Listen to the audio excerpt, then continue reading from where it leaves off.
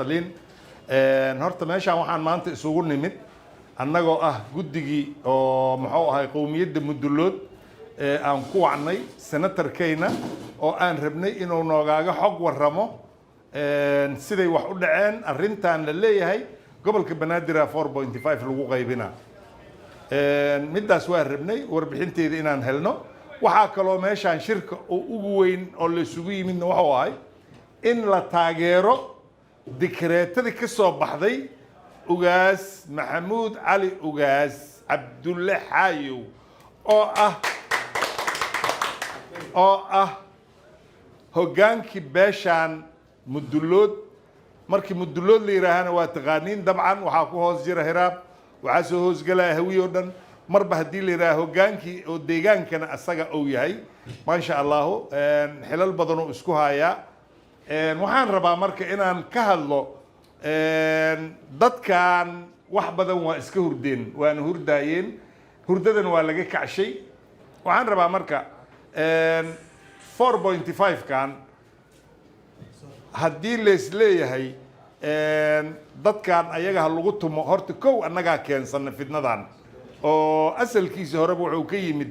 qayb Mudullood kamida beelaha Mudullood kamida ayaa wax ku qaybsan jirtay Xuseen Bood Allah u naxariistay marxuumkii siyaasigii weynaa iyo Cali Mahdi ayaa keeneen bariga Itoobiya la tagay 4.5 ka wax lagu qaybsado maantana waxa uu noqday hal ku dhig laakiin 20 sano kadib in laga baxaan rajaynayna maxaa jira wax qaybsigiisa wuxuu ku noqday kaliya markii intifaac si la jooga bas lagu qaybsadaa markii dhib jiro laguma qaybsado bal u fiirsada warkayga intifaac si muxuu yahay markii darajo iyo xil la rabo ayaa dadka lagu kala qobqobaa laakiin markii loo dagaalamayo deegaanka iyo difaaca qaranka waxaan idin sheegaa waxyaabaha aan la qaadan karin ka mid yihiin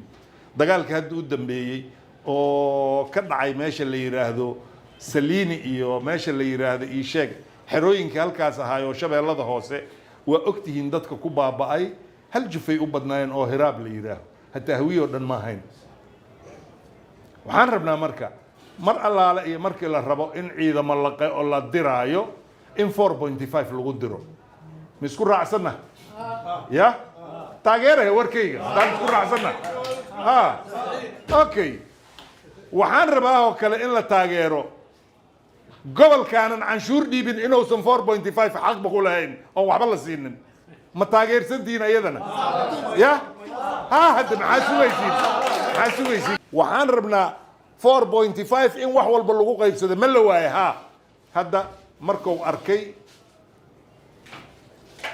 markay aragtay ama ay ogaadeen dadka deegaankan u dhashay 4.5 inay xanaf yeelatay oo ay qashqashaad tahay oo la rabo in dad lagu baabi'iyo dadna aan maaragtay aanan lagu dhowraynin waxaan go'aansanay in gobolka Banaadir aayihiisa asaga oo ka taliyo ugaaskana waa maqlaydeen warkiisa dikreetada ahay wuxuu yiri cid nagala hadli kartaaho ma jirto waana in dadka u dhashay shirweyne qaran ay isugu yimaadaan warka saas ma hayma samahayn been ma sheega waa in shirweyne qaran la isugu yimaadaan yaa isugu imaanaya waxa isugu imaanaya dadka ay qusaydo oo 3 milyan iyo barka oo deegaankan degan oo taxpayerska ah gobolkaanan canshuur dhiibanina waxuu nala qaada kara male baarlamaanka annaga fadhiisanayno meel kasta annaga tagayno annaga waxayna dhisanayno gobolka canshuurtaan bixiyo ayaa ila sinaanay ma isku raacsana ya haddaan 5 milyan bixiyo gobolkan 5 milyan keenin ilma sinahay waxna ma wada qaadayno mahane adduunyada majority lagu maamulaa minority waa la xukumaa minority nin ah ee aanan shilin igu soo darsanin inuu maalin walba yiraaho gobolka Banaadir labada aqal iska arkaydo laba aqal uma taalo gobolka Banaadir dadkiisa u taala hawshiisa dadkiisa iska leh dadkiisa yeeyihiin dadkiisa waxa uu weyn Mudullood hiraab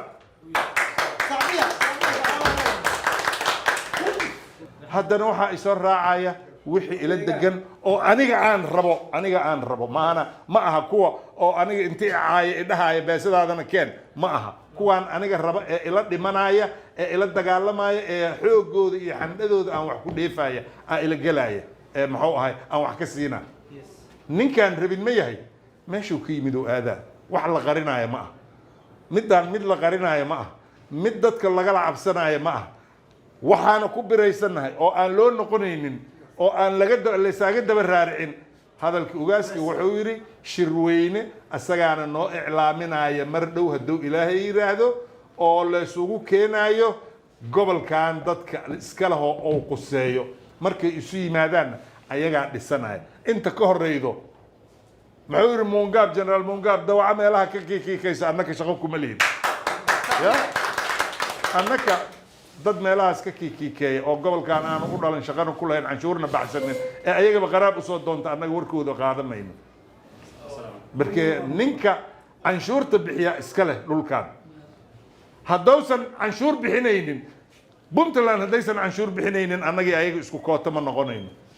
koonfur galbeed haddaysan canshuur bixinaynin annagii ayaga isku koota noqon mayno lama raba maahanoo ha nin walba deegaankiisa ha aado dowladdiisa meesha ha ku dhisto soomaali markay wax isla baxsato aan isu soo noqon doonaa cid lagala cabsaayana ma jirto warkaas dhowr meelna waa ka dhahnay haddana waa ku soo celinaynaa haddaanan gobolkan ousan wixiisa asaa horta dhisaayo oo tan shaki kama taagna waa ku talagalnay inaan dhisanno barnaamijka aan wadanana ou yahay mid dad lagu dulmaayo maaha xuquuqda deegaankan dadka u dhashay dadka ku dhashay dadka iska leh dadka canshuurta nala bixiyo sheeray nagu leeyihiin ninkaan kumi nagu darsanin sheer naguma laha deegaankiisau aadaa deegaankiisa laga soo dooranaa weliba isu soo noqon mayno caasimad ma tahay haa soomaaliyey meesha aad ku heshiisiin caasimadda ha la geeyo barbalem nagama ahano maxaa jira caasimadda inaan waxayga ku waayo xaq ma aha caasimadda ay anaa lay baahan yahay maana aniga uma baahni caasimaddana ilaaha ii kasay barkee wanaagayga iyo macaantayda nin lala degi karo oo dhulkiisa iyo goofihiisa inti dhiibo dhahaya kaalay dadka dowladda u cabira weliba haydin ii sheega hadday jiraan halayla soo ekaado igala soo ekaada nin dhahaya kaalay dhulkayga dowladay dadka u cabir ee sii ee soo deji ee macaantaas qaba ee haddana kaba musbaarle in lagula istaaga la rabo wallahi inaysa qaadaynin dadkan waa ka dhidhiyeen waana ka soo jeedaan maantana indhahayna shanta waaye waxaana rabnaa magaaladan nabaday dadka ku deeqdaa wanaagay dadka ku deeqdaa xumaanku ma deeqdo